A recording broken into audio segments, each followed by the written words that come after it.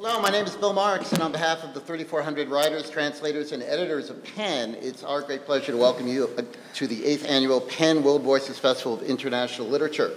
I'd like to take a moment to thank the festival's sponsors and supporters, without whose generosity none of this would be possible, as well as the Standard and the Public Theater, which are serving as the festival's hubs this year. I'd also like to thank the more than 100 volunteers who have given their time to help us. There are many more festival events for you to attend. I don't know, this is the last day. I don't know how many more there are, but grab whatever's left, all right? And you can find out about whatever's left at the website, which is www.worldvoicefestival.org. Videos and photos of events will be posted online as soon as tomorrow. Don't forget to add your name to our sign-up sheet at the membership table to receive our email, newsletter, and stay current on all PEN news. The 2013 World Voices Festival has brought together writers from across the globe to explore bravery in art, politics, and personal life. This panel is going to be on translation and the politics of translation, talking about, I'm hoping, some of the nitty-gritty issues of translation. I'm not sure how often the word bravery is going to come up, but we will see. And I don't think any of the people here have books. You have a book that will be coming out in the future. So in October, yes. In October, so when you can mention that when you're brought up. So before we begin, please turn off anything that buzzes, vibrates, does exercises, whatever. Please turn that off so we don't have to deal with that kind of interruption. So instead, I figured instead of having each of the panelists introduce themselves, I would ask a question, and I will, once they answer this question, then before you answer it, if you could just sort of give me a brief introduction. On the website, you will find information on all the panelists, and you'll find information about me and my magazine, artsviews.org, which I hope you will visit after the panel. So let me ask the first question, and I'll start with Michael, and talk a little bit about the politics of translation to English. Are we getting the best writing from around the world? Is this the best that we can ask for? And, or are we getting what governments think will sell? In other words, governments which are often funding translations and often dealing with and wooing publishers, and they're interested in having certain kind of literature translated that will perhaps represent the country in a certain way. My name is Michael Reynolds, and thank you all for coming this afternoon. It does feel a little bit like evening. I'm the editor-in-chief of a publishing house called Europe Editions. We do a lot of work in translation, which I suppose is why I'm here. I feel a little bit odd claiming to be a translator while sitting on a panel with Esther Allen, but I have translated a few books as well. Whether we're getting the best work from around the world, well, I take issue a little bit with the idea that governments are deciding, or cultural agencies are deciding what gets published. I think that to a great degree, it's still publishers and editors and the public, the market, the readership that's deciding either directly or indirectly what gets published. The support that we as publishers receive from government agencies is helpful. And in some cases also, the various different publications that the cultural agencies put together can be helpful in alerting us to what is happening in those countries. But I still think that publishing is largely an industry that is based on relationships, and the relationships that we nurture most sort of aggressively or most actively are those relationships with editors, with our counterparts and our colleagues in foreign countries, and writers and agents, of course. So I feel that those sort of influences have a greater impact on what does get published than these various different book lists coming from the cultural agencies. That said, as you mentioned, the agencies are very, very supportive, and once we are interested in a book for one reason or another, it may make it easier for us to take that project on. Well, I can answer that as somebody who's actually a member of a committee. Oh, and I can introduce myself. My name is Esther Allen, and I must say I'm deeply grateful to all of you for giving up a couple of hours of an absolutely stunning Sunday to come sit in a black box. I think you're all heroes. I am a translator, and I teach at City University of New York, and I write about translation. And I'm also a member of a committee established by a government, but it is certainly the exact opposite of the idea that a government is going to dictate what books in translation you read. The committee I'm on is called the French Voices Selection Committee, and basically publishers and translators submit projects to us. Any of you who translate from the French, please do. If you have a book published since the year 2000, the French government wants to help you support it. And the committee was very carefully crafted of equal components of people in France who had a sense, who would be able to judge whether or not these books that are submitted, which are not chosen by the government, they are just whatever happens to be out there in the pipeline that somebody is working on. So the government has no say in what gets submitted. Among the submissions, the committee is composed of people from the United States who will have a sense of what will work in the US market, and from France who will have a sense of what's truly representative of France. And so between all of us, we choose among these submissions, and our criteria are based on a number of different things, including the quality of the translation. We could think that a book was fantastic, but if the translation that was submitted to us was dreadful and misrepresented the book, we wouldn't support the project.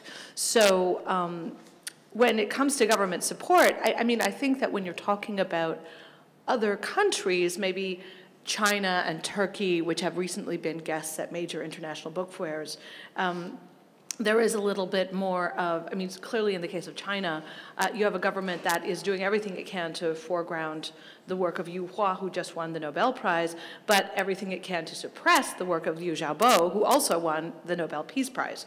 So clearly the government there is trying to take a very heavy hand. But it's extremely complex, even in the case of China.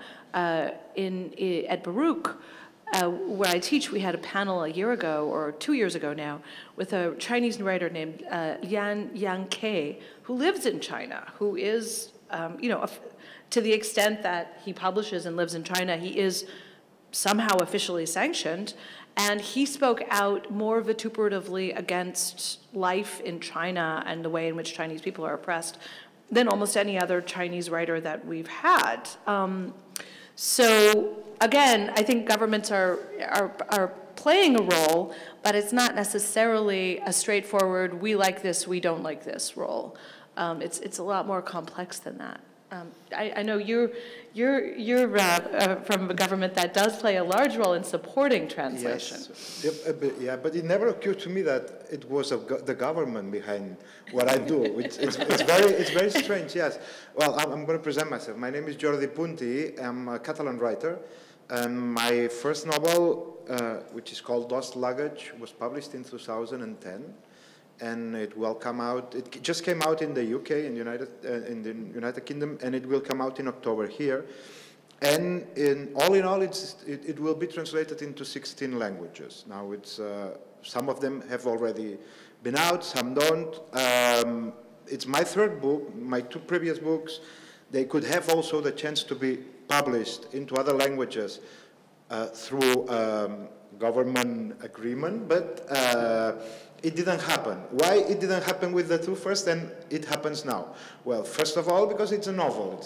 The other ones were short stories. And then because it sold very well in Catalan and in Spanish. I publish in Catalan and at the same time in Spanish. The book comes out at the same time, which is very helpful for the publishers because, you know, all the promotion goes for the Catalan press and for the Spanish press.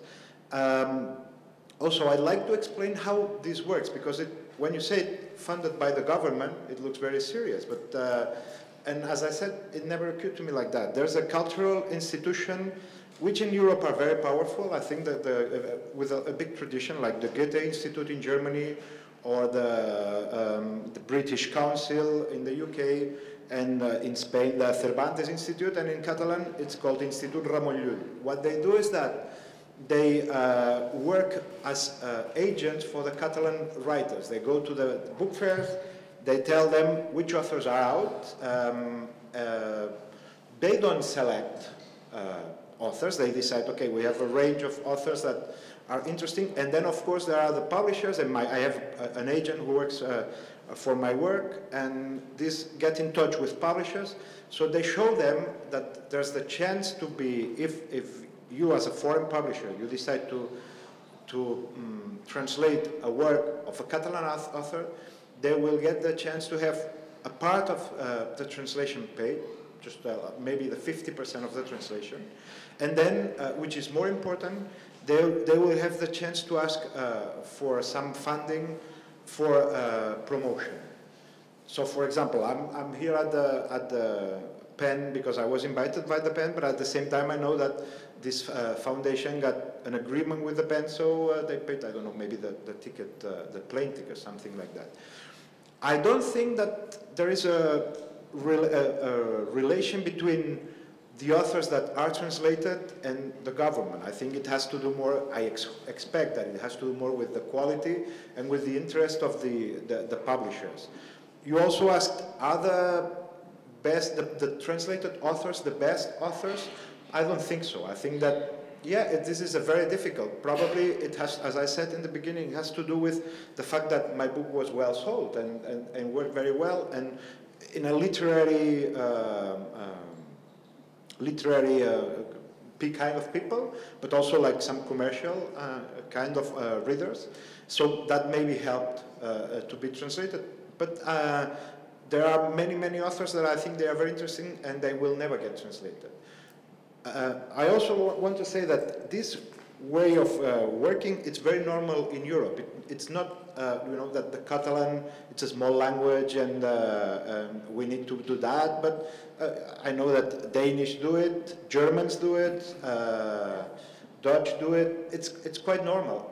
Then what happens in the end is that sometimes they have the chance to use this funding and they don't. Like, I know that, for example, my Italian publisher didn't ask for a funding, or my Brazilian publisher didn't ask for a funding.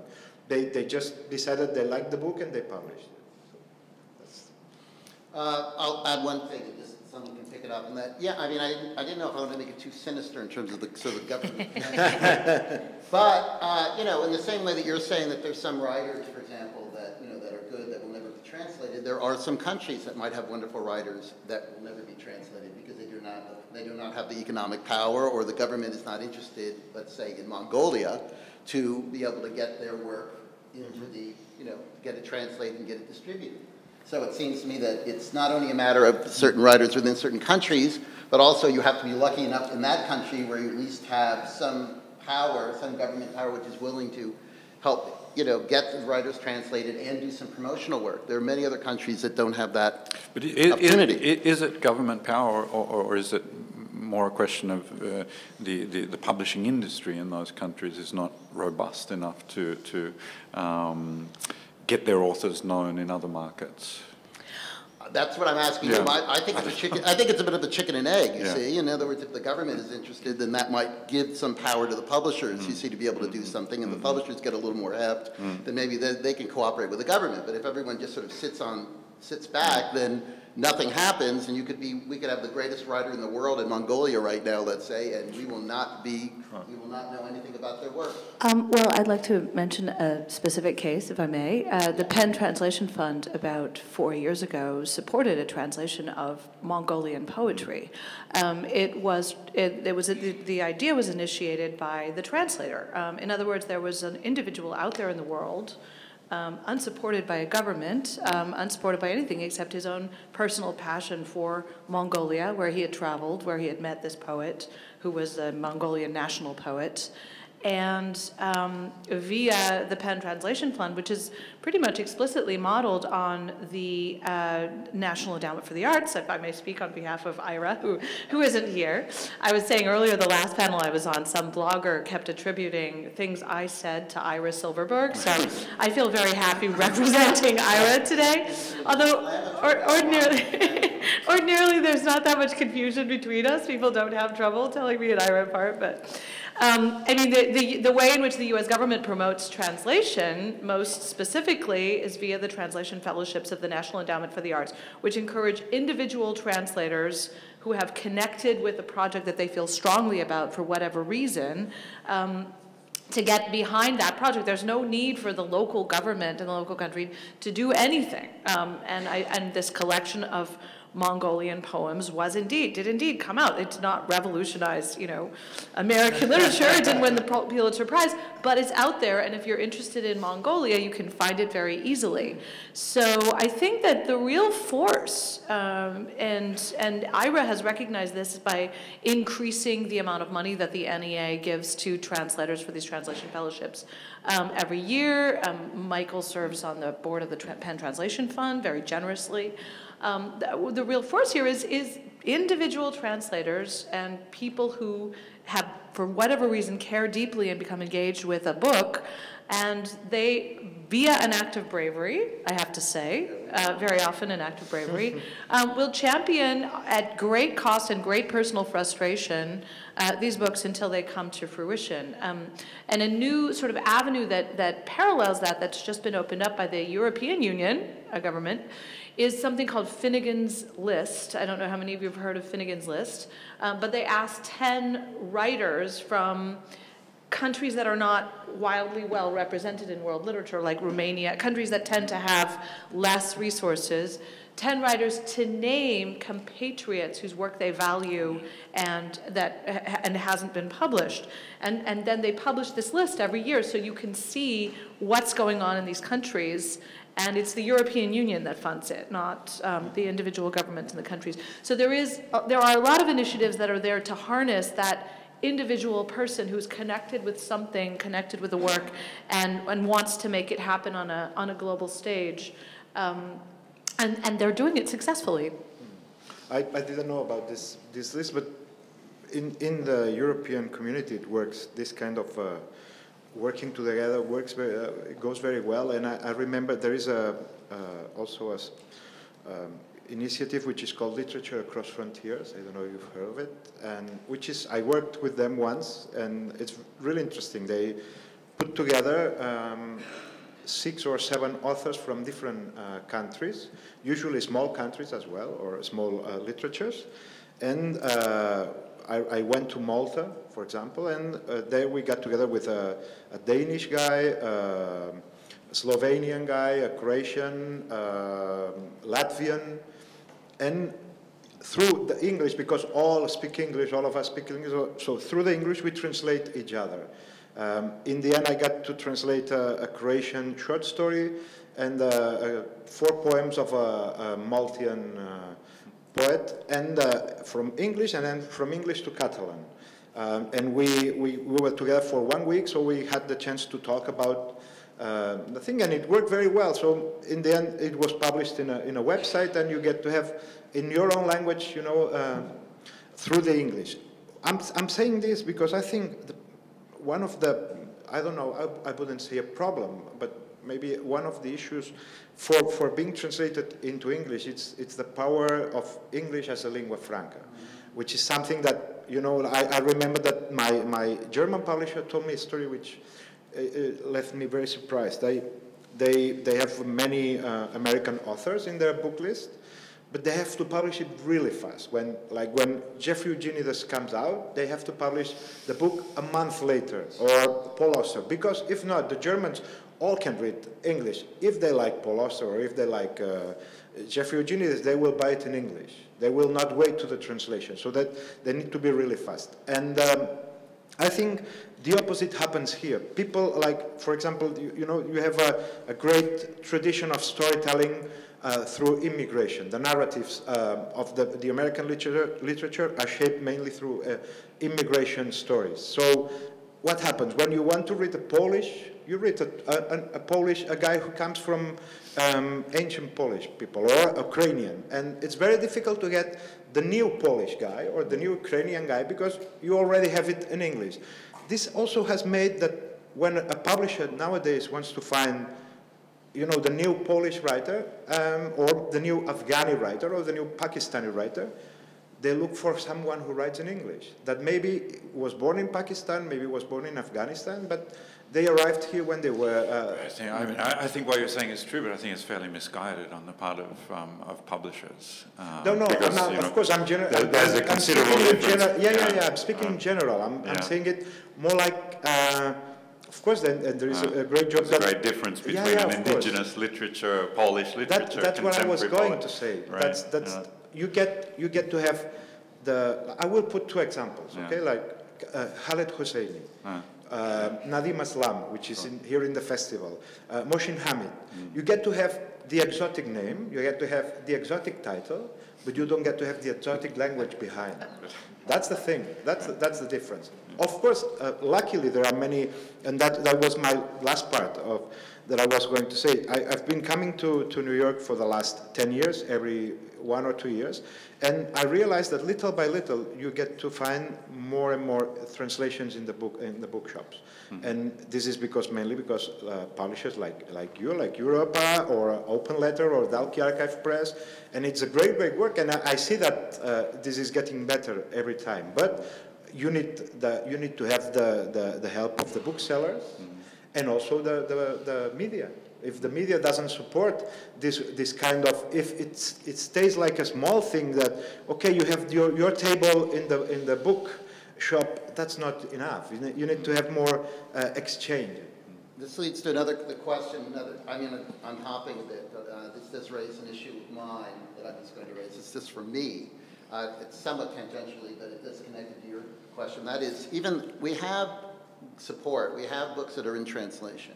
And more of them are being published. I was just on the Best Translated Book Awards, and so I read a good number of them in order to come up with the winner, to come up with the longest shortlist. But there is no attempt on any side, whether it's going to be government side or publisher side or whatever, to help stimulate, support, create a critical media around this material that's coming out. I mean, I'm with you 100% on that. It seems to me that you have a lot of books that are coming out in translation. They come out, they're exciting, the Mongolian poetry section, it's there, it appears on some table somewhere, and then it's gone. It just feels like the act of publishing a work in translation seems to exhaust all the resources, all the energies, all the imagination, all the creativity. So just getting it out there is apparently enough. And I take you very seriously. I think we need to create a critical community to create controversy, talk. When you think about the great works of translation that have actually influenced American culture or have become big, meaning both sold and are of high quality, you think of the Eastern European translations. I'm dating myself, Latin American boom of the 60s, the Eastern European lit translations of the 70s. You go back to Nietzsche and Ibsen, where people read books in translation because it was exciting, it was provocative. I don't see a press, I don't see a media which is generating the same sort of excitement or raising the same sort of curiosity that is needed. But the first thing to say is I don't think there's a critical media for any books of that caliber anymore.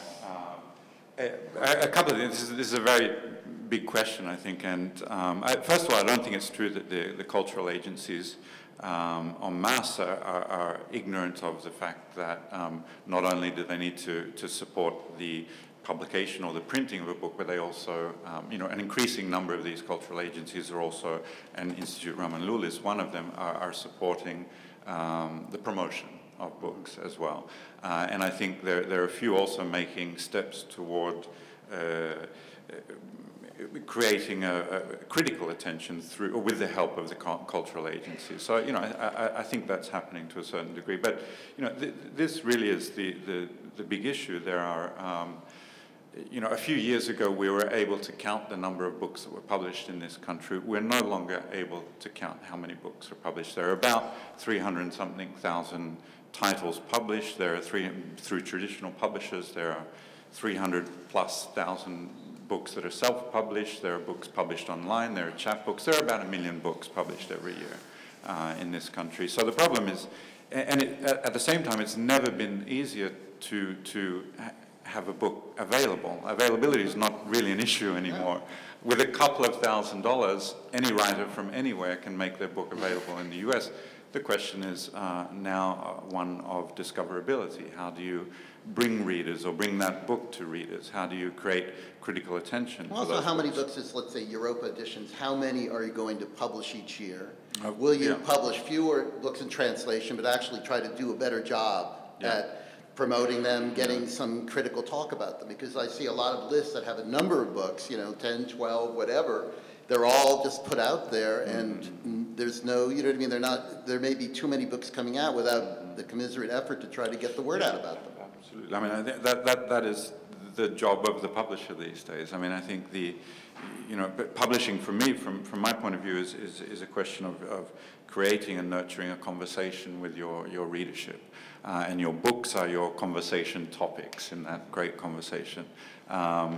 When you approach your book, your question is, does this book fit in the conversation that we've created with our readers? And once you've decided, yes, it does, then the real work starts, and that work is how are you going to make readers aware of that book?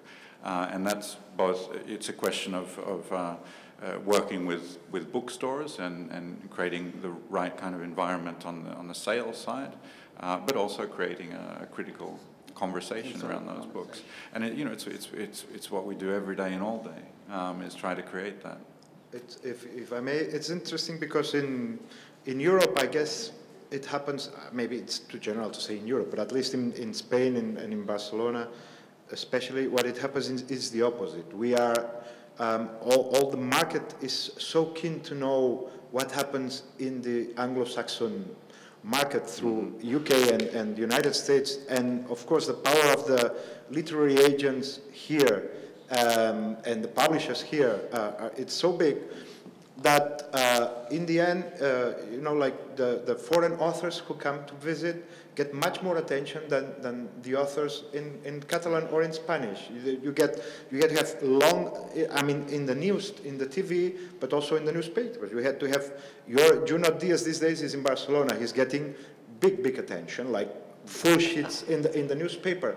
But you're a Catalan or a Spanish author. I'm not talking about language. I'm talking about the representation, and you get a small part there, and that you have to look for. So it's a matter of how. I think in the end, it's a matter of how the business is big, and of course for some certain foreign authors is very big around the world.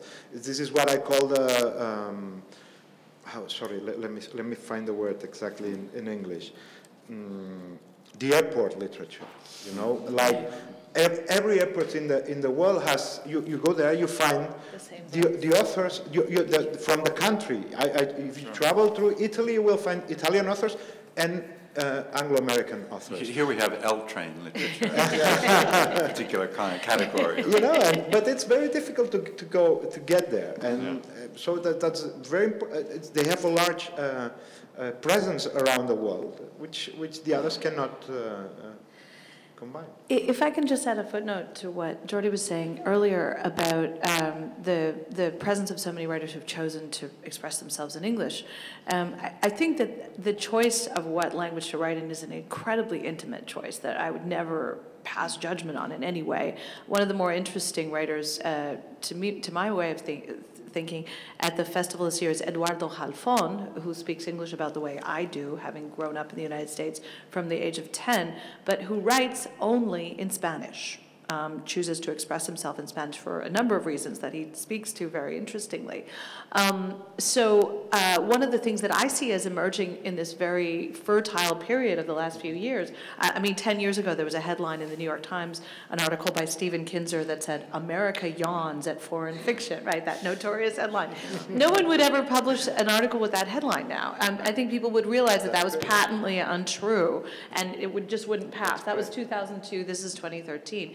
And I think one of the many factors that has played a role in that, and that I really want to give credit to, is the emergence of a generation of hyphenated writers, Chinese American, Bosnian American, Latin American, who, though they write in English, really view it as their job also to be a conduit for the literature from the native country. I think Sasha Heyman has been incredible with the anthologies that he does at Dalkey Archive Press.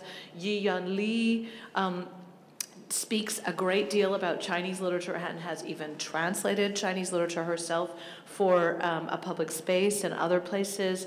Francisco Goldman has been involved in bringing many Latin American writers into Spanish. So I think that as the hyphenated writers can reconnect on a global level and see their role not so much to express a minority viewpoint within the United States, but to express, you know, in the case of the Latin American writers, what is in fact a hemispheric majority, you know, we're going to see the role of those people change even more.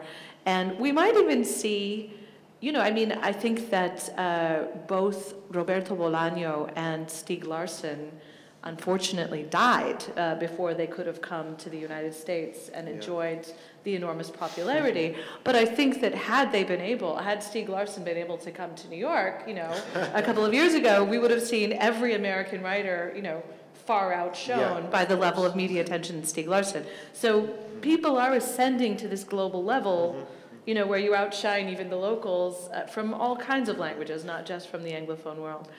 You said something here for me that makes a very interesting pattern also to promote the critical discourse that you I don't know if discourse is even a word, but that you were asking. It's, for example, when I go, I've seen it in different festivals in France, in Paris, a month ago at the Salon du Livre. A way of doing this exchange that works very well is that a French author presents a foreign author. And they get linked. They get linked because they like the way they write, because they met in festivals. For example, I met Edgar Queret in Guadalajara, in Mexico. So he told me, oh, when you come to Israel, when your book comes out in Israel, I'll present you. Or if, I don't know, Ingo Schulze from Germany comes to Barcelona, I'm going to present him because I'm going to do an interview with him because I've read him. And so there's a way of working, which is the author presenting another author. Maybe the audience knows only the local guy, but it will get to know the other one through the local guy. You know? Another aspect of that happens in Japan, I just have to note as a translator, is in Japan, a translator like Motoyuki Shibata, who it will be speaking, giving the keynote at a panel, at a day-long symposium tomorrow called The Politics of Polyglossia. There, I'm plugging my event. Moto is as well known in Japan, or almost as well known as Haruki Murakami, and he translates Anglo-American literature. And you know, if someone sees that Motoyuki Shibata has translated a book, that's all they need to know about that book. Mm-hmm. They don't look to see who the author is. It doesn't really matter because they trust him. They know that he will translate well. They know that it will be an interesting book. And you know, I know writers who are really obscure in the United States who are extremely famous in Japan because they are translated by Motoyuki Shibata. And I think this is one of the great things about translation. Work has different meaning in different contexts. Yeah. And, you know, maybe you're a writer and your neighbor down the street doesn't necessarily like to read your book, but somebody in Japan thinks it's the most significant thing they've ever read, right? So there's this infinite potential for the work to be revitalized and reinvented and take on new meaning as it shifts between different contexts. And I think we might be on the verge of a global literary culture that's actually much more accepting of that reality. Yes, I what do you think, Michael? No, I think you're absolutely right. I think that's happening a lot. And, you know, the other day we were talking about that study that Rudiger did about the movement of not the mega bestsellers in Europe, but the next level down. And, you know, it was a study, so whether or not it maps exactly onto reality or not, or it just fits into the category of, you know, lying statistics. But he found that there was great movement between European markets, between Eastern and Western European markets for, as I said, not those mega bestsellers, but the next level of bestsellers. And that English or Anglo-American authors did not, by any stretch of the imagination, dominate that category of you know, market successes, which I think is a really fascinating indication. Go ahead, finish your. Done. I wanted to bring up, because you mentioned the idea of sort of globalization, and I did want to bring up the dark side, or at least bring up the alternative idea of that. I mean, Tim Parks has been writing about the idea of homogenized global lit. In other words, your hyphenation is an illusion. Basically, what's happening with the hyphenation is that everyone is writing the same sort of, as you said, things that are easy to translate. Suddenly, writers will be writing in a style, a way, using language, which in a sense makes it easier for translators to bring them into, particularly into English, the sort of the global lingua franca. And as such, it is demeaning, it is undercutting literature. It does help marketing, it helps brings about popularity, but he's arguing that the local, the significant, the concrete, the different is being sort of absorbed in this brand new reach for this global market. Just feel free to disagree. What are your ideas about that? I think that is still true. It's a little bit. I spent many years in Italy, and like many other countries, the terreno for wine matters a lot. Yeah, that's what gives a wine its flavor and what makes it unique and special and delicious, or not. You may not like that particular wine because of its specific flavors. But that's not the Chianti that you're finding on your typical Italian restaurant here in New York. Those wines are not going to travel, or it's going to be more difficult to bring them into a market and into a palate that has been flattened out for decades. And I think there's literature like that as well, or there's fiction like that, or there's writing like that as well that travels very, very well. The extent to which it represents what's really going on or what's important to readers in its native market may be, may be mitigated by the very fact of its being it's traveling well.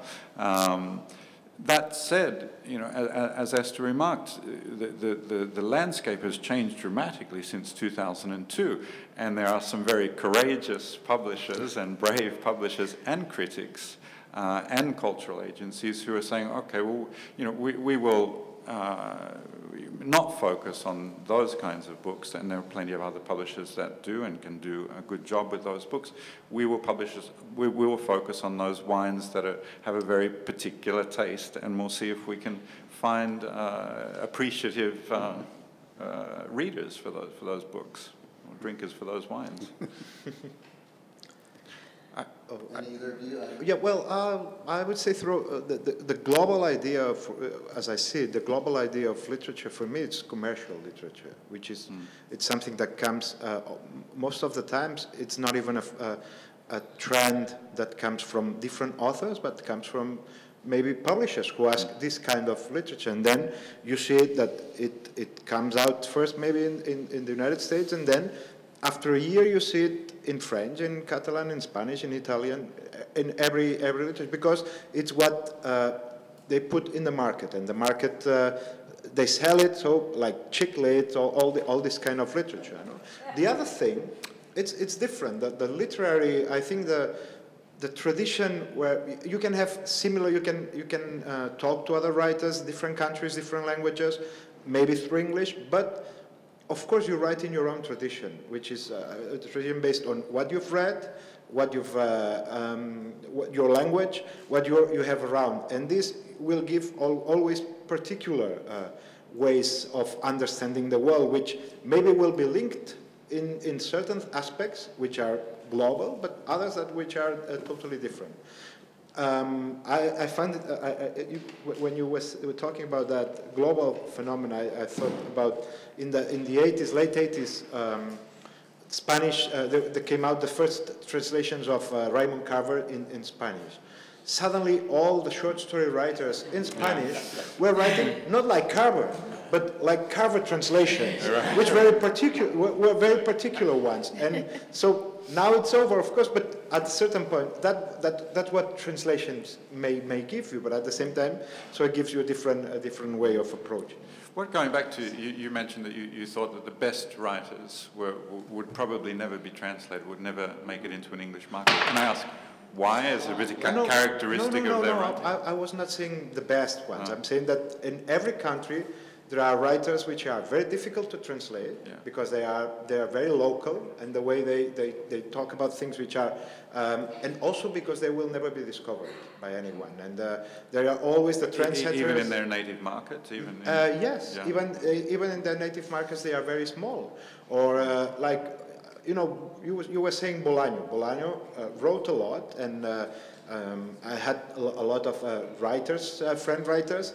I know a couple of them which were very close to Roberto Bolaño, who wrote in Catalan, and they will never be, and maybe he talks about them, but they will never be published because what they write is very difficult, it's very local, and I don't think you will find a publisher which interested enough to lose money on these guys, because you will lose money. That's clear. Which is where the bravery comes in. Exactly. It's coming, that word's coming out. If I can just respond to that, as someone who has a forthcoming book, which is by a writer who hung out with Bolaño, and Antonio Di Benedetto, who is Argentine, but who is actually the subject of a short story by Bolaño.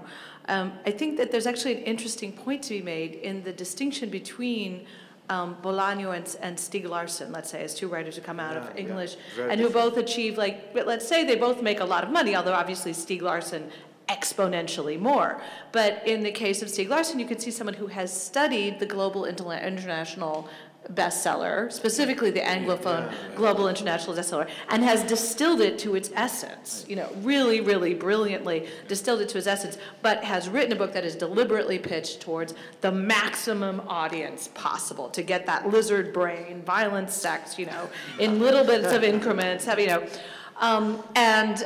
Whereas with Bolaño, you have somebody who is indisputably a real writer who writes a whole book, The Savage Detectives, which exploits the many different varieties of Mexico City street slang in ways that genuinely are untranslatable. The book survives their absence, but a huge amount of his project in that book is not visible in the English translation because it can't be, and yet who has a huge audience. So, and yet who clearly is not sitting down as a writer to say, I'm going to achieve global bestsellerdom and I'm going to distill the formula to do so. So I think that both paths can potentially be paths to success, and publishers will always deal with those writers who are clearly aiming for, you know, the Dan Brown type audience, and other writers who are aiming for a very different audience, which probably wouldn't even read Dan Brown, you know, like you. Publishers who fit into the same category as well, or on that spectrum, at some point in that spectrum. Yeah, so I think that what Tim Parks is saying is certainly true at a certain level, but just as Michael pointed out, there is this other level, which is there's never going to be an advanced publication of 4 million copies, you know, but it's still out there and it is making money for people, and it is a valid, you know, it's not a lost cause. It's probably important to note at this point also the rise, I would say, also of non-profit publishers in recent decades, and university presses and so forth that are becoming increasingly savvy in terms of marketing and getting books out there. So again, it's not merely a question of getting a book in print and making it available, but they are exploiting various different sort of forms of discoverability, and a lot of them are doing a great job, terrific job. And they're obviously the pressures to earn on a given title are less and are fewer, and that makes it easier to take chances, I think, to a certain degree. And to the extent that we have the example of someone like Natasha Wimmer, who takes on a book that's going to be exceptionally difficult to translate and manages to convey it to a very large audience, it tells us that the issue isn't so much of, you know, the issue is of the individual skill of the people who are involved in doing this, and that one can succeed writing this more difficult, more challenging literature, you know, in artistic terms and also in terms of having an impact on a culture. I'm interested around the Stieg Larsson phenomenon. If it propelled a trend of other Scandinavian authors here as well, Huge. So it's the same. Huge. Yeah. I mean, I think it started. Even Larsson, other Larsson. It was probably Henning Mankell that really. I mean, that at the time, Mankell's success was considerable for a work in translation, and a much better writer also. But I think Stieg Larsson sort of consolidated that. Publishing is a very conservative business, so there were all kinds of people that ran after the Larsson, all kinds of publishers that ran after the Larsson. Well, success. And so did Bolaño. Yeah, and so did Bolaño. Bolaño opened up enormous space for Latin American literature that had been sort of closing off before that giant success. So. Let me ask a little bit about publishing now, since you bring it up as a conservative industry, in quotes. A lot of American publishers are now are owned by big European conglomerates. You know, they're now, you know, from Germany and elsewhere. Why are they not coming in and demanding more translations of work from their own countries? What's going on here? They own us now. They own. They're pushing the buttons. No, I mean they're owned by shareholders, and the only thing that they're demanding is profit. And if there's the feeling within these corporate houses that translations don't pay off, then they won't do them. Okay. Yeah. Yeah, I'm sorry, yes, privately held. But no less interested in profit. Yeah. But it is interesting, because I think that there tends to be, there's still a sort of, model of, Anglophone political hegemony has led to Anglophone linguistic domination, and which is probably true to some extent. I wouldn't dare to refute that entirely. But at the same time, when you consider that most of the publishing houses who are, benefiting hugely from this Anglophone dominance of the global literary marketplace are in fact owned in France and Germany, it makes you put a little bit more of a nuance on, the notion that this is some sort of, plot of the CIA or something like that, which no one is actually saying. But people do tend to associate Anglophone dominance with the power of the United States of America, and yet you have this counterexample where these companies have done nothing to promote the literatures of their home countries in translation, although they own the publishing houses. So it's just makes you think about it in a little more complex way. Yeah, but that I think that tells you a lot about what they care of. They care Late of capitalism, money. And in the end, what they are probably French and German, but they would like to be American businessmen, Yeah, I think so. I mean, I should step back a little bit, because the company that I work for is not a non-profit publisher. We're a for-profit publisher. We need to make money. And across our list, the great challenge for us and for other publishers like us is to find the right balance between taking chances and doing something that challenges the market, that maybe doesn't run completely counter to it, but in the hope that in some way you're introducing something new to the market and making something profitable. I don't think we're always thinking in those terms with single books. I mean, if you fall in love with a book, I suppose you're just being realistic. If you ask yourself, is this book going to sell? Are we going to earn out on this book? But we would never look at a submission and say, I hate this book, but it's going to earn a lot of money, let's publish it. Yeah, that's I think the move from sort of being realistic to being absolutely cynical as a publisher. And maybe it's a luxury at the size of publisher that I work for that we don't have to think in those terms. I think very often at much larger publishers there are decisions made that are similar to that. That this book or this submission doesn't particularly appeal to anyone here, but it could make a lot of money. Those decisions are made in that way, I think. Mm-hmm. It seems to me that the situation are very similar actually in Europe, that there are the big publishing companies, and then more and more there are these small ones, independent publishers that get to publish what they like. And I remember there was a Spanish publisher who said it in a very nice way. Said this: he used a metaphor from Robert Fripp, King Crimson. He said, we are mice walking around the legs of elephants. And we get to be faster, and we are smaller, but we get to be faster, and we get to go to places where others cannot go. And I think that in the end, it's a matter of enthusiasm.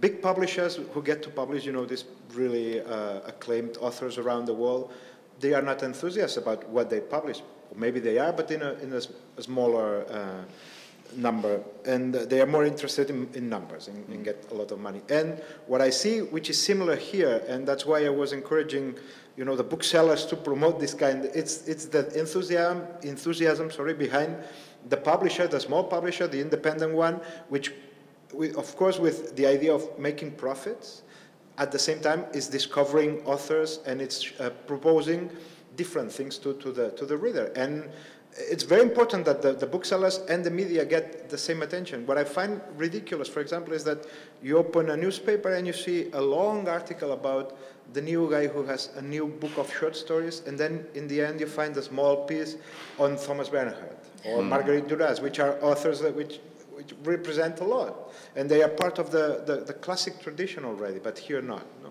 So it's a matter of adjusting this kind of thing, I guess. Speaking of mice and elephants, I can't help mentioning the elephant that's trying to behave like a mouse, Amazon, and its new program, Amazon Crossing, which I think is very interesting because the article I mentioned, America Yawns at Foreign Fiction, polled a lot of publishers, and they were all in agreement that you couldn't make money publishing translation. There was just no way you could make money. And so I think the most interesting thing to me about Amazon Crossing is that a company that has demonstrated its ability to make truly vast amounts of money has decided that translation is going to be an area of profit for it. And they're doing that precisely by harnessing these kinds of individual motivations, individual concerns, and niche marketing to small groups. And I'm told by people at Amazon that they have made more money on their translation initiative than on any of their other publishing initiatives to date. So when you have a company like Amazon proving that you can publish translations at a profit, I think that ultimately has to have a big impact. I mean, you would know better than I, Michael, but do you see people sort of looking over at what Amazon are doing and changing their minds? We look over with the same regularity. Yes, I mean, I've heard this as well, that the Amazon Crossing is making more money than their other imprints, which I find fascinating. My obvious concern there is that, we were talking about the international bestsellers and a writer setting out to create a work of fiction that suits the market, and publishers do that as well. And I think that the closer publishers get to retailers, and the line between Amazon, the line at Amazon is very thin. I think there'll be more of that. Amazon, the thing that they do better than anything else is analytics. They can analyze what people want, what they can sell, how they can sell it. My concern is that in the future you'll have sort of Amazon dictating the kinds of books that they want from writers, and that would be a shame, I think. But the fact that they're willing to invest in this area, I think, is a positive sign for work in translation. But I would also talk just to add that, I mean, the Amazon Crossing books, they often come with no notes, no introduction, no anything. Again, that's a great example of just taking a book, printing it, and now because they have, as you say, the analytics to know where they can push it. They don't do anything, they do absolutely nothing extra and nothing to create some sort of context for curiosity, excitement in the book itself, which is just sort of printed, put out, and sold apparently to the right people. Yeah, that may change. I mean, I think looking at a company the size of Amazon, it may make sense for them to sort of get things up and running, get some books out there, and then figure out how to do it better. But they have they have the money and the know-how to have done it right, and and I don't know how much they're making from Amazon Crossing, but it's going to be a tiny, infinitesimal percentage of the huge profits that's coming to Amazon. So this is mostly books in general is at this point a goodwill effort. That's not where their profit's coming from. But I'm fascinated if they're actually making money from it. But they're certainly not investing much effort in terms of the quality of the presentation of the books and the material. But go ahead. No. I was. Add, or? No, not really. I think we are done with Amazon. We're done with Amazon Crossing. Well, since we talked a bit about the hegemony of English, let's talk a little bit about that and go into that a little bit further. And what is the current cultural situation? Do you feel it is healthy or not that authors are competing to be translated into English. That is the gold. You know, I'm interested to hear what Esther says. Maybe it's not gold, maybe we're going down to silver, but it's the gold standard, and that authors are writing, and you have an enormous amount of competition going on. Haruki Murakami, for example, is not a particularly loved author in Japan. You know, in Japan, well, a lot of people feel that he's a part of the global phenomenon, and that he essentially is writing for the great homogenized large audience, and a lot of the more specific writers are writing very particularly about things that are going on. I could be wrong, but that's what I've heard on my channels. Are not happy with it. But what's the period? Is it a healthy situation, not a healthy situation, or? As a writer, I think it's still the goal. Everyone wants to be translated, and it's really difficult. Like, you know, as I said before, my book will be translated or is already translated into 16 languages, among them South Korea and China and places so strange like Albania, for example. And the most difficult one to get, it was English, and English for the UK, because they are very selective, and they are not really into translating. It's very hard to get that. So once you get it, I don't know if it's a matter of you will sell it. I think probably the attraction that, in my case, I'm sorry to talk about my special novel, but in my special case, but I think it will be more attractive to be published in Germany or in France. Probably they will understand better my novel than in other countries. But I know that the fact that you are translated into English gives an extra something, an extra star, we would say, to the and everyone wants to be translated, because it's difficult. There are not so many authors that are translated into English. Well, I think also the one thing to understand is that English is not a gateway just to all the people who read English. Once your book has been translated into English, it is going to be translated into many other languages as a result of having been translated into English, because publishing companies worldwide will tend to be able to read English. If they read one language aside from their own, it will be English. And this sort of imprimatur of translation into English will lead your book to get into lots of other languages. I mean, I know, for example, that Orhan Pamuk, whose translator Maureen Freely has an essay about this in an anthology that is just coming out that I edited called In Translation, that Orhan Pamuk's books are something like, because there's not that many people who speak Turkish. It's a very small language, not that many people study it worldwide. So more than half of the translations that are published worldwide of his books are actually translated from the English rather than from the Turkish, because there just aren't people who have the literary skills in that many languages who would be able to create a literary translation from Turkish directly into their language. So, you know, English is very, very important as a global portal language. There's no question about that. But the interesting statistic that I ran across very recently and that I'm increasingly fascinated by is one of the aspects that has made us take the global dominance of English for granted in the last 15 years has been the dominance that English had over the internet. Most of the internet was in English at a certain point. Well, that has changed so fast, so rapidly, that at this point, English accounts for 27% of the internet. So if you have English, you can navigate 27% of the internet. That's not even most of the internet. That's, you know, a little over a quarter of the internet. So I think increasingly we're living in a world where the reality is going to be that in order to flourish, you have to have English in one other language. And most people throughout the world are going to have English in one other language. And the notion that has, you know, dominated the Anglophone world, that you can just be monolingual and English will get you everywhere you need to go, is, I think, going to be thrown more and more into question as this increasingly polyglot universe expands on the internet and therefore into our daily lives. Yes, you're right. I forgot about that, but that's true that the English is a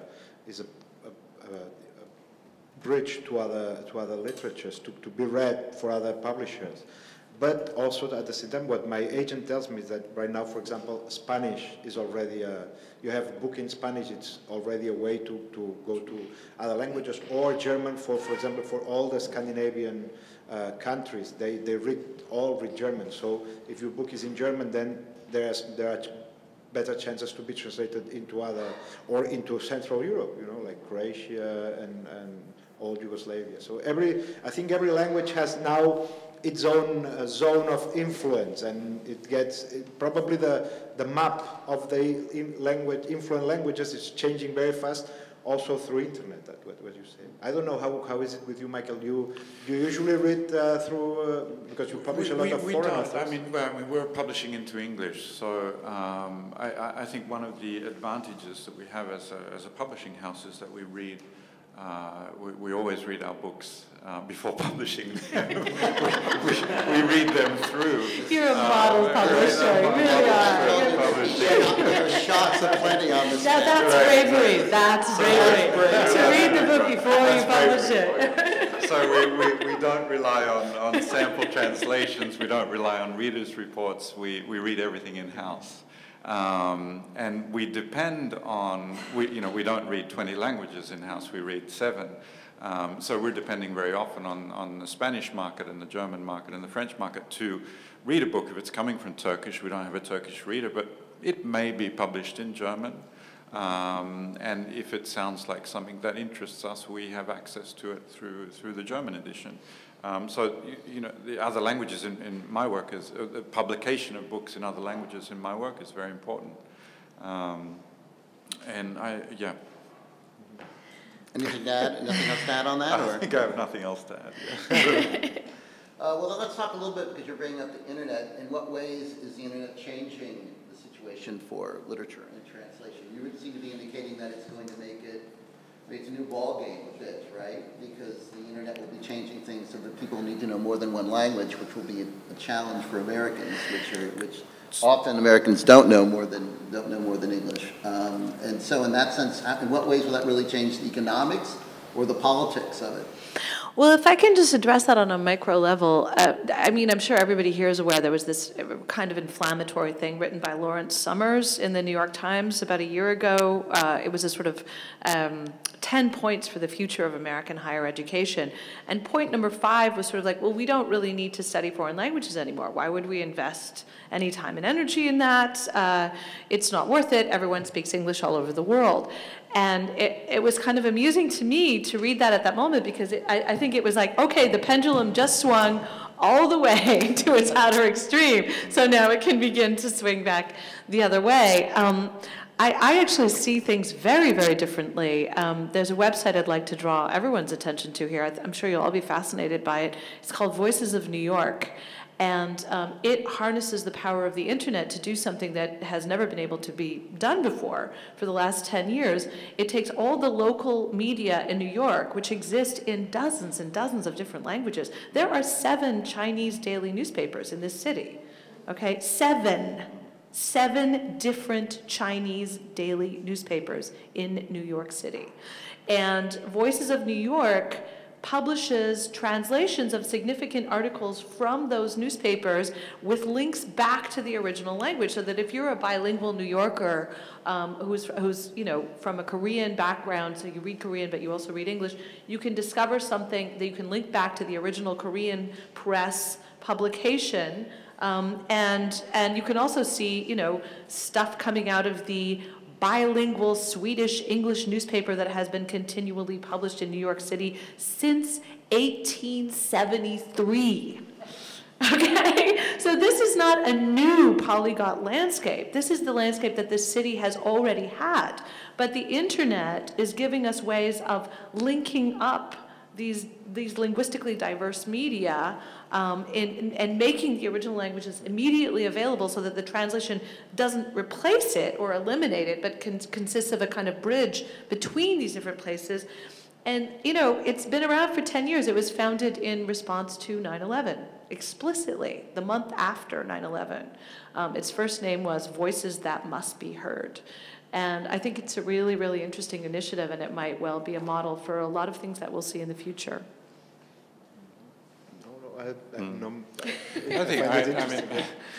Certainly some of the most thought for critical attention for work in translation is happening online at the moment. So that's a terrific boon for any of us involved in work in translation. I suppose because the economics of it are more manageable. And I would say also that the variety of online retail outlets as well probably helps work in translation, because then you have a retail outlet that is, divorced from real estate and is something that a small publisher can even manage and run by itself, and that way your readers, the people that you're reaching out to, have the possibility of buying those books, of getting those books as well. So I think those are probably the two things that leap to mind in terms of the influence the internet is having on. Yeah, but the flip side of being able to do e-publishing, for example, is the idea of more books, more coming out there, more. I mean, in other words, I'm not always sure. I mean, the usual idea is that the more the merrier. And then the more we have in translation, that's always been, it's only the 3% idea that we don't have enough in translation. Well, I can tell you, after reading many books in translation for the award, there are a large number of books in translation. It's not like, I'm not necessarily, I mean, I don't want to be too iconoclastic here, but I don't necessarily think the problem is that we're not getting enough translation. I think there are some of the other issues we've dealt with here in terms. So when we're having e-books, e-publishers that are going to be coming out from everywhere, then to me, it seems to me it raises new problems in terms of getting the word out about what you're doing, and also issues of authenticity and authority, because suddenly we have e-book publishers coming out with translations of whatever, and you don't know who, it's like bloggers. You don't know, are they reputable? Do they have authority? Could they perhaps be doing the kind of books that you're talking about, the books that need to be translated but have not been translated, or are they essentially giving us shoddy products, and there's nobody out there to sort of distinguish the shoddy from the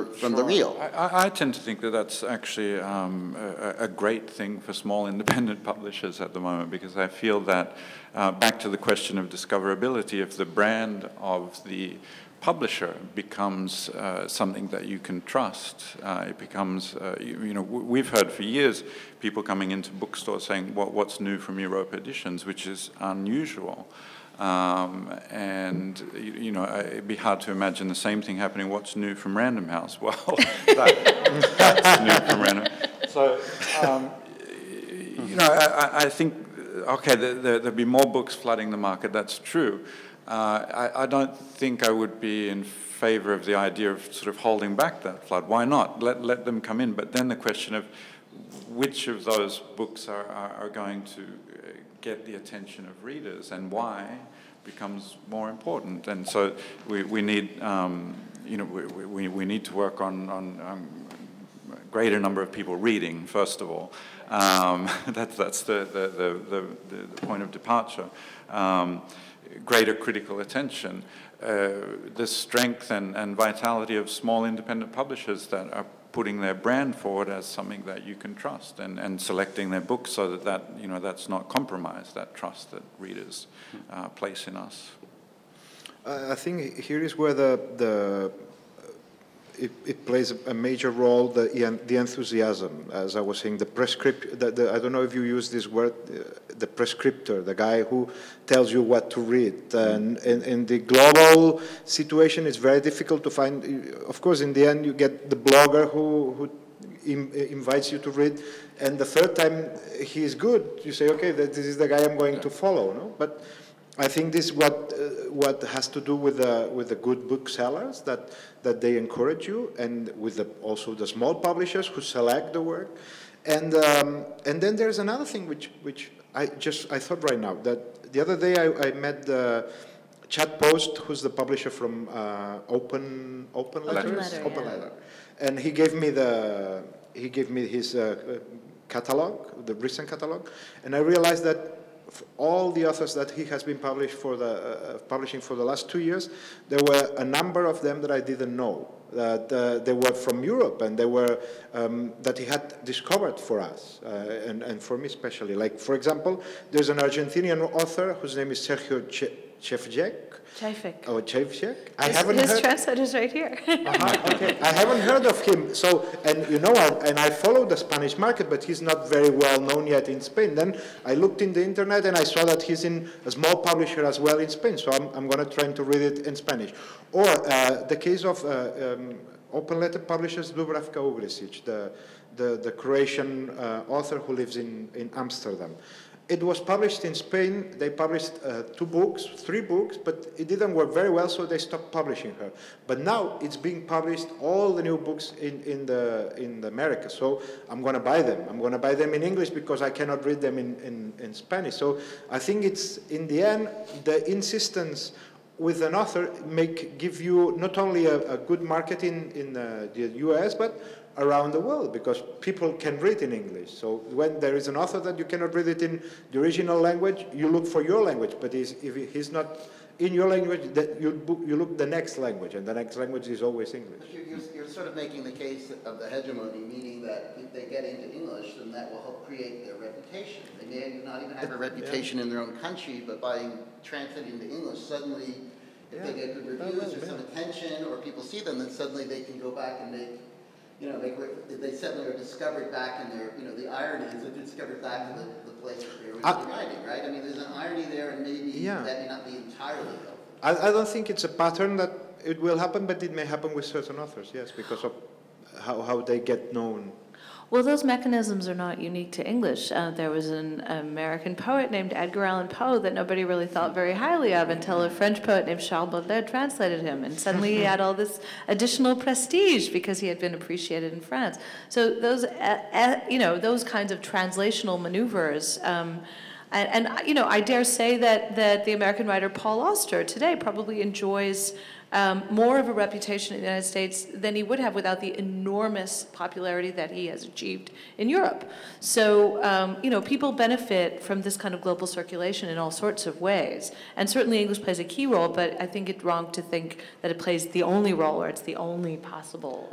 That's interesting because how travels the knowledge of an author, it changes. Sometimes I always had the feeling that John Irving is more a literary author in Europe than is in the States, and the opposite, that here and in other countries, Ruiz Zafón, it's like a literary author, and we don't see it like that. We see like a commercial author that he writes sort of bestsellers. No?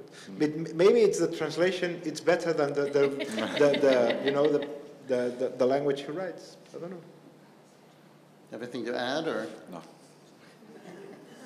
So let me ask a little. Then we talked a little bit of translation being on the internet in the introduction of the e-books.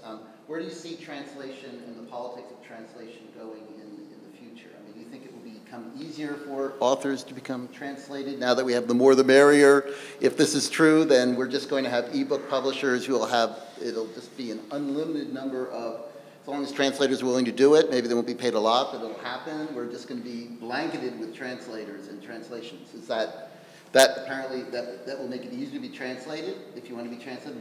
Is that necessarily a good thing for I don't know. Every day I wake up differently. Sometimes I'm more pessimistic, sometimes I'm more optimistic. I think the more the merrier is not a solution. I think the important thing is that there are people who know, who I don't know how to say this, that who can, this role of prescription, that can get to find the interesting, because the internet and the globalization makes it easier to publish, of course, but makes easier also to travel under the radar, and that maybe the good ones get lost in the opulence. I don't know. I don't know if I'm expressing it well, but I'm not very optimistic. I mean, certainly the internet is not very good for what we're calling prescriptors. What we're calling maybe the filter or the critical sensibility that's helping to adjudicate and provoke and make people thinking about things. Like that tends to be ground down that tends to be homogenized and ground down on the web. I will tell you a small example. Many years ago, I read, there is a French, very influential magazine, which is called Les Inrecuptibles. They publish a lot of articles about books, and they are very good. And I think they're very influential around, of course, France, but also around certain parts of Europe. And I read an article there, an interview with Robert Cooper, which was not known in Spain at all. It was only one book of short stories published. And but I had read that book of short stories, and he was talking about another author who had not been translated in Spanish, whose name is Stephen Wright. Going Native was the novel. So I looked for the novel in English, and that connection, I couldn't have had it if I couldn't read it in French, and if I couldn't read Robert Cooper. It's a three steps connection that you couldn't do it probably in the global, because it's much more difficult to get to this attention. And speaking of that, there was something I read in El País. I think it was about 12 years ago. An American woman writer, I will not say her name, had just published a book in Spain, and she was being interviewed by El País. And I'm reading this interview aghast, because the reporter quite naturally said to her, "What Spanish writers do you like? What Spanish writers do you read?" And she couldn't name a single Spanish writer. She couldn't name a single contemporary Spanish writer. And which, you know, and she was there. She had traveled to Spain for the publication of her book. I think that it is axiomatic as a literary historian that literature does better in contexts where there are a vast diversity of different voices from different languages. And that when a language closes itself off and a literary community becomes exceptionally insular, generally that literature stagnates.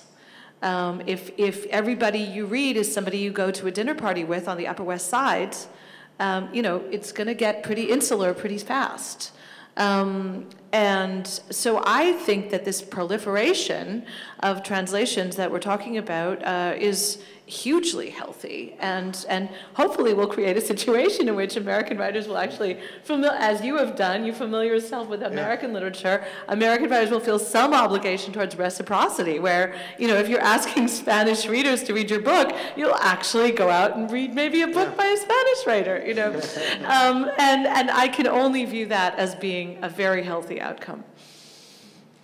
Yes, I tend to agree with Esther. I think that it's a positive development. I think that there will be a greater number of writers available in translation to American readers. I also think that the difficulty of connecting writer and reader will increase proportionally to that increase in the number of translations.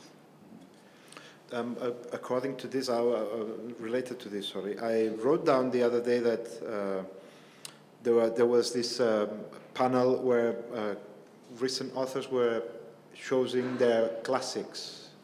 And I thought, well, let's see, who have they chosen? And I wrote them down. And it's very interesting, because James Kelman, who's, I think, from Scotland, okay. He chose Descartes. Nadim Aslam, he chose Bruno Schulz. Genichiro Takahashi, he chose Thomas Mann. And then Eduardo Hafton, that you mentioned before, chose Cortázar. And I found it really interesting that they chose, so, you know, a Japanese choosing a German author, and the Scottish choosing a French guy, a rationalist. And I thought, what would happen if an American author has to choose someone? Would he choose someone from America or from another place? No? That's interesting. You made me think about that. I know where I place my money on it. Good. Well, I'd like to open this up for questions from the audience. And yes, up front here. How do you make a break this to make Americans interested in what is going on in Germany and France today? So it's kind of totally different place than nothing about. Well, you've just asked the question that must be at the forefront of Michael's mind every day.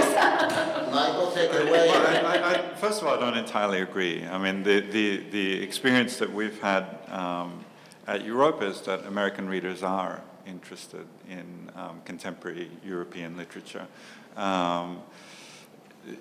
It fits in, I think, to a larger question: how to get Americans, or any country really, reading more, how to get them interested in books. And my feeling is that the greater number of American readers, the greater the number of American readers of work in translation. I don't think there's any real obstacle, honestly.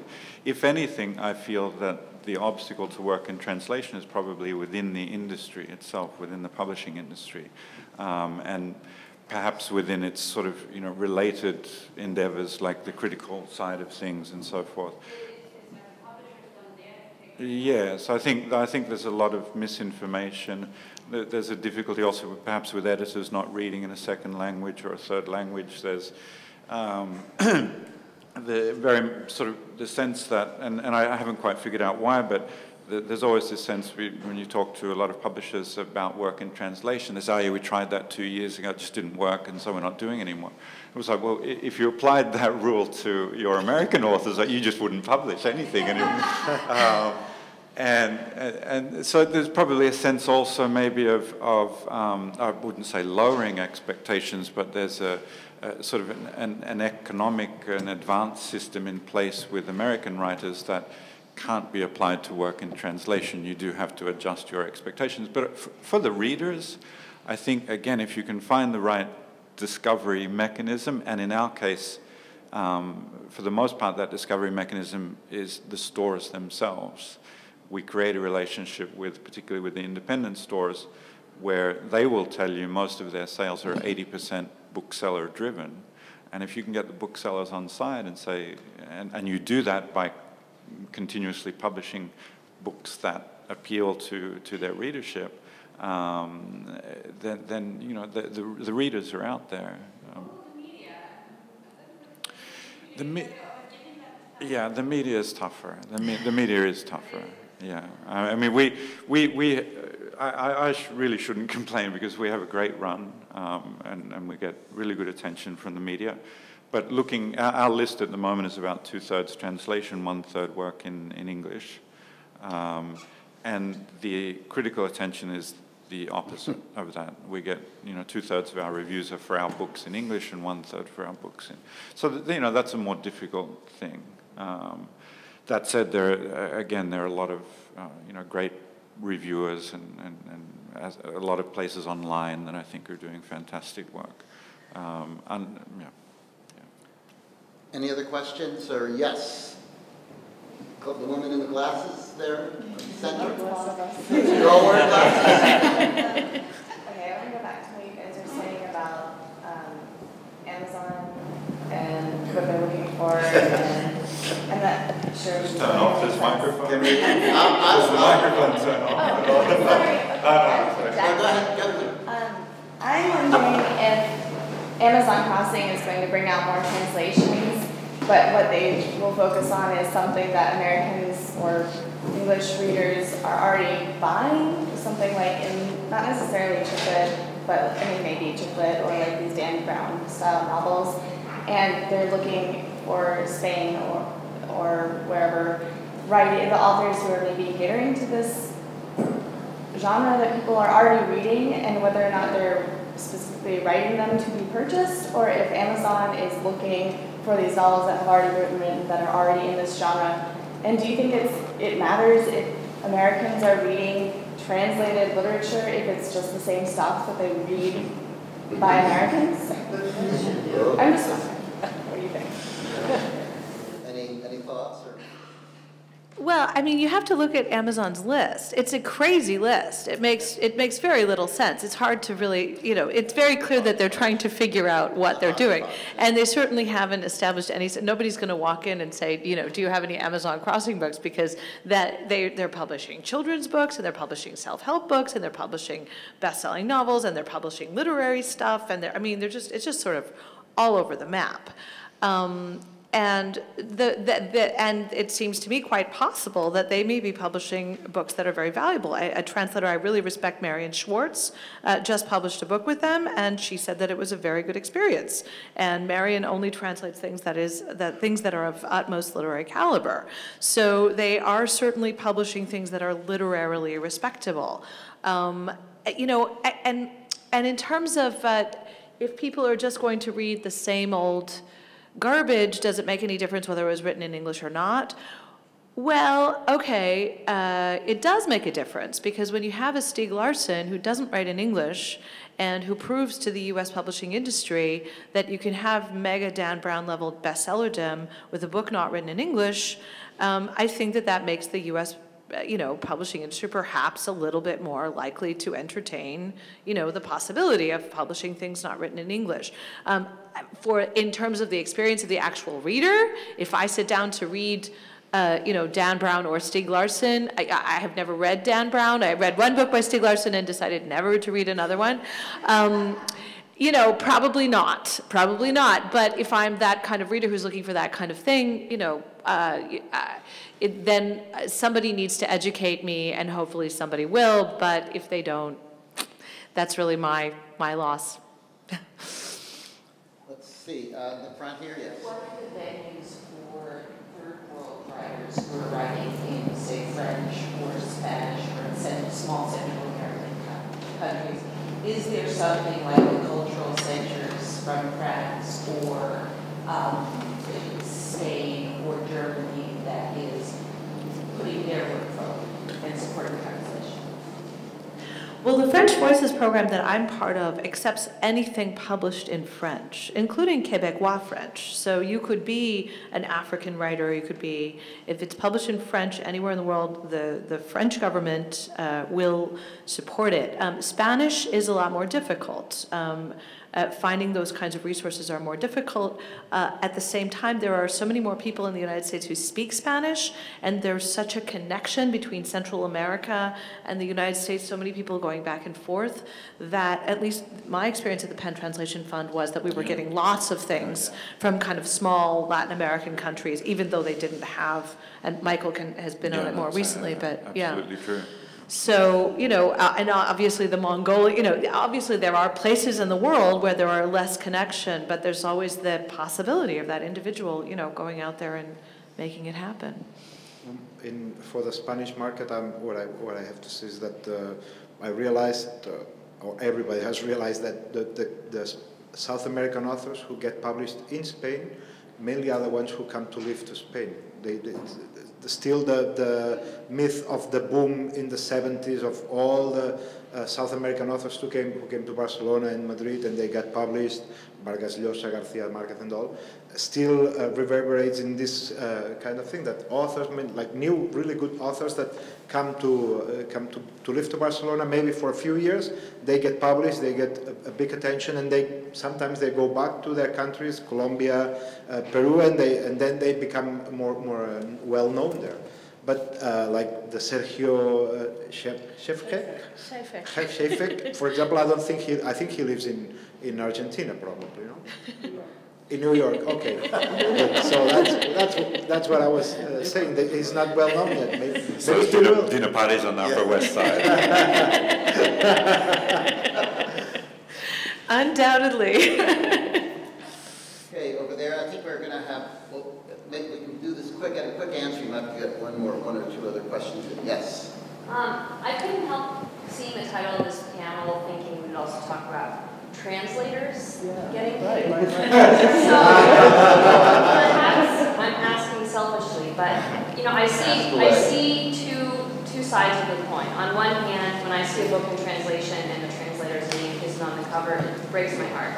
And I want us to be paid better and be recognized better, not just selfishly, but also because I think it will encourage more people who are bilingual and bicultural to translate, and I think that's good. But I can't help but wonder if there is this idea or reality, and maybe it's not really fixed, but that people want to feel like they're reading the original. And so some publishers very intentionally don't want to put the translator's name on the cover and get that kind of recognition because readers want to feel like they're reading the thing. So I guess just could we talk a little bit about the status of the translator? You go first. Well, I have to explain our books first. We publish in paperback originals, and we publish with French flaps. So we have flaps, and our author's bio is not just, translator's bio is not simply the name, appears as a bio on our French flap, which we consider to be premium real estate on our books. We haven't put translators' names on the cover, mostly, not for any particular reason, honestly. I feel that our priority as a publisher is to connect a book with its reader, and we'll do anything to make sure that happens. That's our main goal. And I suppose there is you know, when this question comes up, it always seems to me a little bit sort of beside the point. What we're trying to do is to make a book as appealing as possible. We're not in any way hiding the fact that it's a book in translation, absolutely not. In fact, the kinds of translations that we do, that we tend toward, are translations that I feel have the flavor of something in translation as well. We have a very careful editing process by which, you know, we're making sure it's a very faithful translation. So we're not trying to change any Italian dialect into a New Jersey dialect or anything like that. So we're not hiding that fact that it's in translation at all.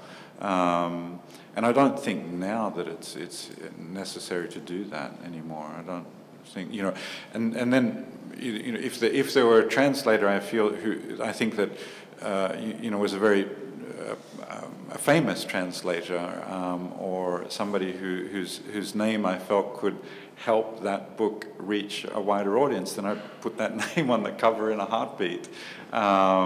So it's not, I mean, it's not an ideological thing for us. It's just a question of doing what's right for a single book, for each individual book, and to make sure that it gets out to its public.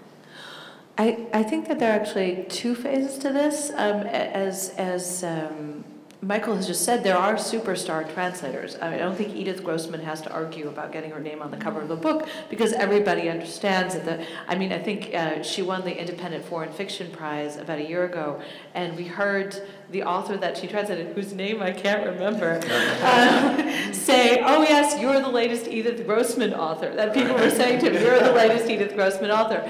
So we, in our culture too, we have superstar translators. I think Michael Hoffman gets his name on book covers without any trouble. And, you know, George Sirtes, who just won the Best Translated Book Award, is also a poet who has won, you know, the T.S. Eliot Award in England. So you'd be insane not to put his book on the cover as a publisher. I think the step beyond that, I mean, my name was not on my latest book, or on the back flap. It was nowhere to be found except in tiny little print somewhere in the book. I think the step beyond that is for publishers to create an awareness, and I think that this awareness is being created and is in the process of being created, but we as translators have to foster it, that, you know, let's say that there is a book by Arthur Golden called Memoirs of a Geisha, and there's another book by Haruki Murakami called Norwegian Wood. Many readers would probably just say, these are both books about Japan, and go no further. But I think we're living in a world where a lot of people will say, wait, there's a qualitative difference to the ways in which these books represent Japan, because one of them was actually written in Japanese and translated from Japanese, and the other was produced in our own language context. And I think to the extent that people become more and more aware of that and think about what it means for a text to actually come out of a different cultural context, and how much more they might glean from reading that text as opposed to a sort of homogenized text produced within their own cultural context, within its own prejudices about the other.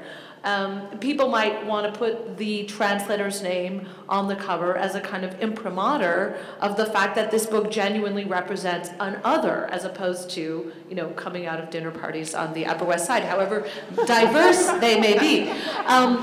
And we all know the Upper West Side is extremely cosmopolitan. I mean, no offense to anyone here who lives on the Upper West Side. But in terms of translators making a living, I think that that's a very interesting question, because translators groups have sort of been trying to argue at one and the same time, or in different ways, 2 points that are not mutually compatible. If you want to say translators should be much better paid, translation is a kind of piecework, and we should be getting much more money per hour, we should be getting much more money per word, then you're saying, I'm a kind of craftsman, I do a kind of manual labor, and I want to get a very high rate of pay in a kind of industrial level for that manual labor. If you're saying that you're an artist, if you're saying, I'm a poet, and what I do with words is art, then, you know, we're not having a panel about poetry and money, because poets pretty much accept that they're not going to make a lot of money from publishing poetry. They might make money by getting a teaching chair somewhere. They might make money by getting a grant. Are they going to make a lot of money by publishing their books? Probably not. There are no best-selling poetry books. So, you know, people in the translation field have this kind of divided consciousness, you know, going to publishers and saying, pay me more money for books that publishers themselves are not necessarily going to make very much money on, and complaining about not getting more money, and then on the other hand saying, I'm a poet, I'm an artist, I am someone who does creative things with words. And I think the translation community has to learn how to negotiate, you know, those two opposite things. And in the meantime, the advice I give everyone, I do want to give you something you can take to the bank, is that the British Translators Association actually publishes rates. No U.S. Translators Association is allowed to, because the Justice Department will come after you for price fixing. But the British Translators Association actually publishes minimum rates. You can find it just by Googling British Translators Association. And they are quite favorable rates when you translate them into US dollars. I mean, dollars depends on the fluctuation of the pound. But if you're negotiating a contract with somebody, you can cite that as, you know, this is what people are paid in England. And certainly American translators should not be paid less. On that note,